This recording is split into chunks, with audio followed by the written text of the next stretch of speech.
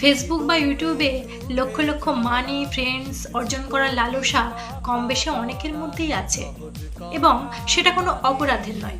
কিন্তু এসবের পিছনে ছুটতে ছুটতে আপনি কোনোদিনও ভেবে দেখেছেন কি বার্তা দিচ্ছেন সমাজকে, বা যারা আপনাকে ফলো করছে তারা কি দৃষ্টিভঙ্গিতে দেখছে আপনাকে? 1M 2M ফলোয়ার্স পেতে গিয়ে নিজের মান সম্মান মনুষ্যত্ব প্রায়োরিটি সব কিছু যে বিকিয়ে দিচ্ছেন সেটা কি আপনি ভেবে দেখেছেন? সব কিছুর একটা সীমা থাকে, সোশ্যাল মিডিয়াও তার বাইরে নয়। ভাবছেন তো এই কথাগুলো কেন বলছি? বর্তমানে একটা পপুলার ক্যাটাগরি হলো ডেলি ব্লগ। নিজেদের জীবনের খুঁটিনাটি তারা এই ব্লগের মাধ্যমে তুলে ধরেন আমাদের কাছে, আমরা সেটা দেখতেও পছন্দ করি। কিন্তু কি জানেন তো, নিজেদের ব্যক্তিগত জীবন আর সোশ্যাল মিডিয়ার মধ্যে একটা সূক্ষ্ম ফারাক আছে। জীবনের কোন অংশটুকু বেঁচে আপনি টাকা রোজগার করবেন সেটাও সঠিক নির্বাচন করা উচিত। সকাল থেকে পরপর 3টে ভিডিও দেখলাম যেখানে দেখানো হয়েছে একজন কাছের মানুষ মারা গেছে, তার মৃত্যু তার ঘাস শ্রাদ্ধের ভিডিও বানিয়ে আপলোড করছে তারই কাছের মানুষ।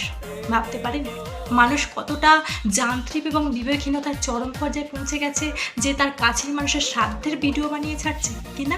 ভিউজ চাই, লাইক চাই, কেন আর কোনোভাবে সেটা অর্জন করা যায় না? আবার একজনকে দেখলাম মা হয়ে ছেলের অ্যাক্সিডেন্ট চলাকালীন ভিডিও করে সেটা পরবর্তীকালে এডিট করে আপলোড করছে কিনা টাকা রোজগার করতে হবে। ভাবা যায় একজন মা হয়ে আমার ছেলের ভিডিও করব অ্যাক্সিডেন্ট চলাকালীন, কতটা অনুভূতি শূন্য হয়ে পড়েছি আমরা। একজন তো হসপিটালে গিয়েও ভিডিও বানাচ্ছে, এছাড়াও মৃত মানুষের সাথে সেলফি, নিজেদের বেডরুমের সিনসিয়ার আরও কত কিছু আপলোড করেন। এখন দেখছি ব্লগিংয়ের ক্যাপশনে নোংরা কথা লিখে ভিউজ বাড়ানোর চেষ্টা চলছে, এমনকি শরীর দেখেও ব্লগিং করছে তারা। এর চেয়ে নোংরা আর কি হতে পারে বলুন তো?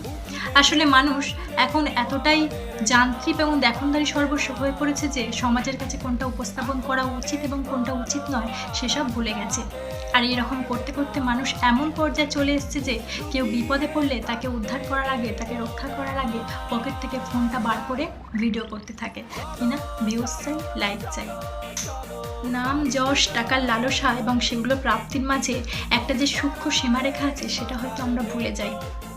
টাকা রোজগার করতে চাচ্ছেন করুন, খ্যাতি অর্জন করতে চান করুন, কিন্তু তার সঙ্গে সঙ্গে আপনার ফলোয়ার্সদের চোখে সম্মান অর্জন করাটাও সমান গুরুত্বপূর্ণ বলে আমার মনে হয়। এমন কিছু করুন যাতে আপনাদের থেকে আমরা কিছু শিখতে পারি।